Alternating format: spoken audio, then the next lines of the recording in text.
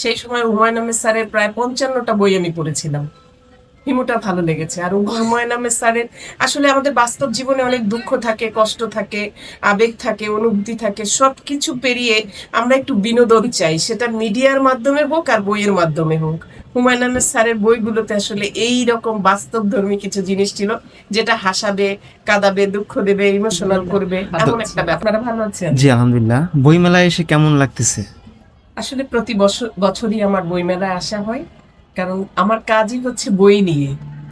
তো আমি বিসিএস কনফিডেন্সের ব্যবস্থাপনা পরিচালক লায়ন তাসলিমা গিয়াস। বইমেলাতে আমি প্রতি বছরে আছি। ব্যস্ততা একটু কম থাকা হয়, বাট এবারও আসলাম, ভাল লাগছে। আসলে প্রতি বছরই কিছু না কিছু ভিন্নতা থাকে, প্রতি বছরই কিছু পজিটিভ দিক থাকে, কিছু নেগেটিভ দিক থাকে, তবে এবারের মেলাটা একটু ভিন্ন আমেজের। দেশের পরিস্থিতি স্বাভাবিক, শান্ত, সুন্দর একটা পরিবেশ বিরাজ করছে। তো এই সময়ের মধ্যে সবাই খুব আনন্দ ঘন পরিবেশে বোধহয় মেলাটা উদযাপন করছে এবং মেলাটা ঘোরাফেরা করছে, এটা এটা আপনি মনে কেমন হলো। দেখছেন? আচ্ছা, রোজার না, মধ্যে পাঠকের আনাগোনা কম না। ইফতারের পরে বেশ দেখবেন, এখন হয়তো একটু অফ টাইম এইরকম মনে হচ্ছে, বাট ইফতারের পরে বেশ পাঠক, তারপরে যারা বই লিখেন, লিখক, সবারই বেশ আনাগোনা আছে। আর আমাদের দেশে তো এইরকমই হয় আসলে। আর আমরা আসলে সম্প্রীতির দেশ, তো আমাদের ভালোবাসার বন্ধন একটা ভিন্ন রকম। বই মেলা হোক, পহেলা বৈশাখ হোক, বাণিজ্য মেলা হোক, সবকিছুতেই আমরা মোটামুটি পার্টিসিপেট করে থাকি সবাই। এটা আমাদের একটা, কি বলবো, সকলের জন্যই একটা ভালো লাগার অনুষঙ্গ।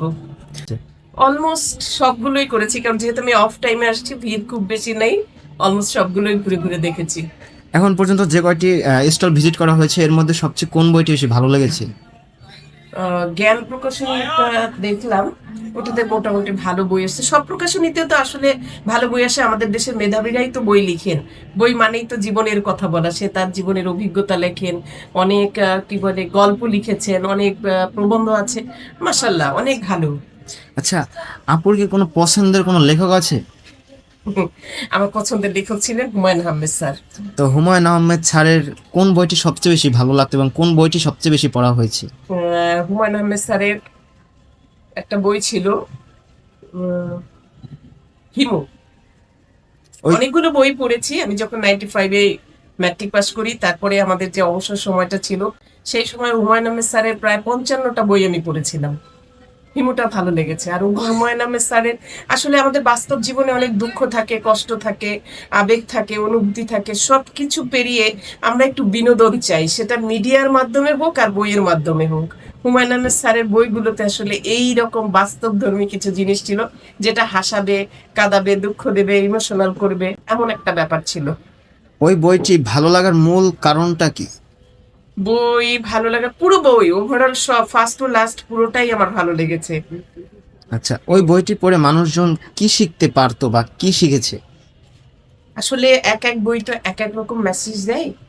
তো বই আসলে পড়ার মধ্যে থাকলে কি হয়, মানে জীবনের একটা দিক নির্দেশনা খুঁজে পাওয়া যায়।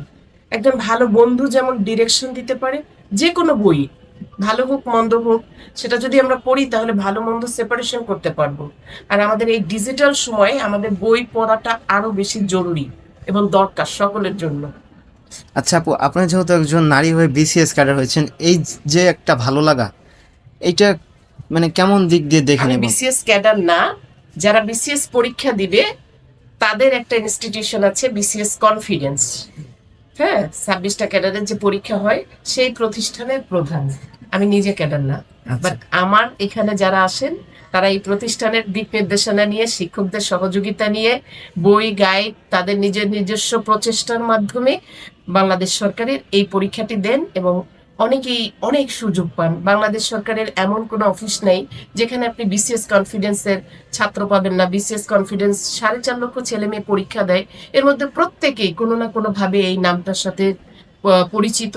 কেউ হয়তো সেবা নিয়েছে পিডি লিখিত ভাইবা, কেউ হয়তো একেবারেই মানে কেউ হয়তো বিভিন্নভাবে সম্পৃক্ত থেকেছে, আমাদের ক্যাম্পাসগুলোতে 3 বছর 4 বছর লাইব্রেরি ওয়ার্ক করেছে।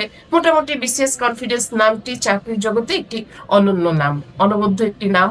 এবং ছেলেমেয়েরা এখন মনে করে বিসিএস কনফিডেন্সে যদি যাই, তাহলে 3 মাস যদি পড়াশোনা করি, আলহামদুলিল্লাহ একটা চাকরি হবে। এমন একটি প্রতিষ্ঠানের প্রধান হয়ে কেমন লাগতেছে, একটি নারী হয়ে একটি প্রতিষ্ঠানের প্রধান? এবং যেসব নারীরা তাদের অবসর সময়টাকে নষ্ট করছে তাদের জন্য আপনার কোনো বার্তা আছে কিনা? আসলে প্রতিষ্ঠান প্রধান হওয়া তো অনেক দায়িত্বের ব্যাপার, অনেক কষ্টের ব্যাপার। মাঝে মাঝে মনে হয় যদি কুইট করতে পারতাম, কিন্তু এই যে বিসিএস কনফিডেন্স, এই প্রতিষ্ঠান থেকে আমার জীবনের শেষ দিন পর্যন্ত আমি কুইট করতে পারবো না।